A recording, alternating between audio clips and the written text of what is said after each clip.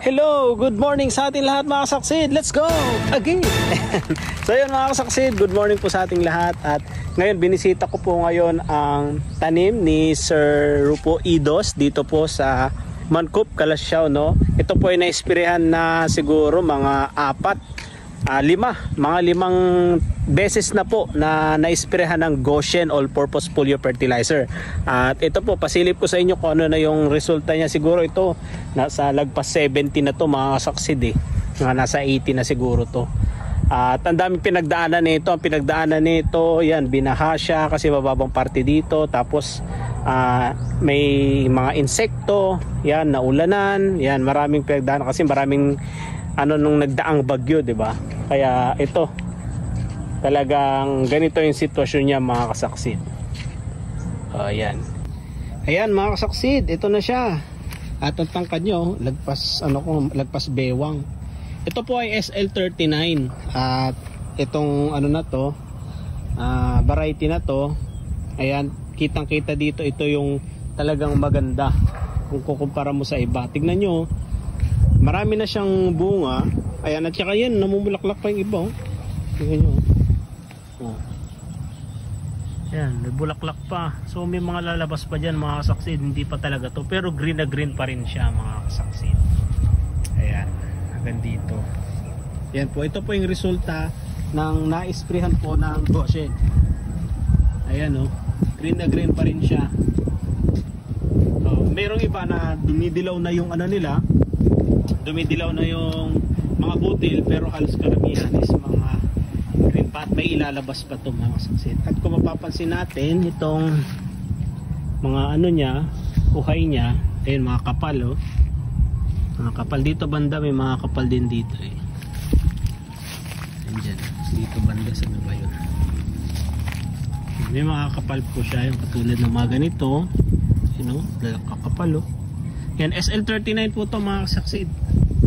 Yan, nilagyan na rin nila ng lubid kasi alam natin yung mga ibon.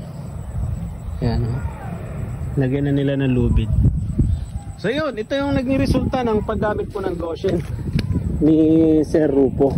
Kaya sa mga saksid natin dyan na naghahanap at wala po silang nagagamit na fertilizer sa kanilang mga taniman at hindi pa nakasubok ng foliar, ito tamang-tama ito mga saksid. Recommendation ko po ito sa inyo para at least makatulong po sa inyong mga pananim, para makatipid po kayo sa abono.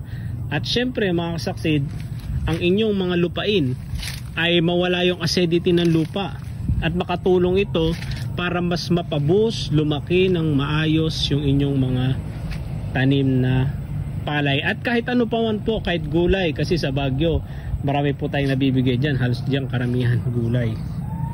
Yan, pati din po sa Ordaneta, Pangasinan, yan, sa Bagsakan mga kasaksid, marami din tayong nabibigyan dyan ng Goshen at ito ang ginagamit nila. Kaya yan, sa mga wala pa po na fertilizer na gagamitin na foliar, andito po yung Goshen All-Purpose Foliar Fertilizer at ilalagay ko po sa baba yung kung saan mabibili. Okay, makikita natin yan mga kasaksid.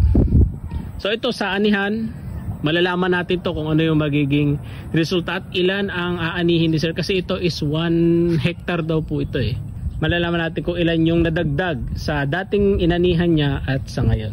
Maganda rin talaga yung SL39 kahit tag-ulan, maganda rin yung SL39. Ito po yung bagong variety ng SL last year or this year, ganyan na i-release yan mga saksid. So yun, at abangan nyo mga kasaksid ang ating video sa mga machineries na bagong makikita natin, at siguro ito yung mga new update ng mga machineries So kailangan dapat syempre handa na tayo sa mga bagong technology na ating magagamit sa ating mga sakahan. At syempre naway makahanap tayo ng affordable na machineries para po sa inyo mga kasaksid, lalo na sa mga hindi naman kalakihan ng sinasaka pero gustong magkaroon ng machineries at sakto lang sa budget nila. Tamang-tama to mga kasaksid, makahanap tayo nito. So inabangan nyo po ang ating syempre upload sa YouTube. Yan, may makikita kayo dyan ng mga bagong update Yan, lalo na dito sa World Trade Center mga kasaksi. Ayan, titignan natin dyan kung ano nga ba yung mga bagong updates at mga technology na i-derby nila doon, no? So makikita natin yan. So yun, maraming salamat po. Ingat and God bless po sa ating lahat mga kasaksi. This is JMJ Agri TV aka Organic. Don't panic, it's organic. Let's go.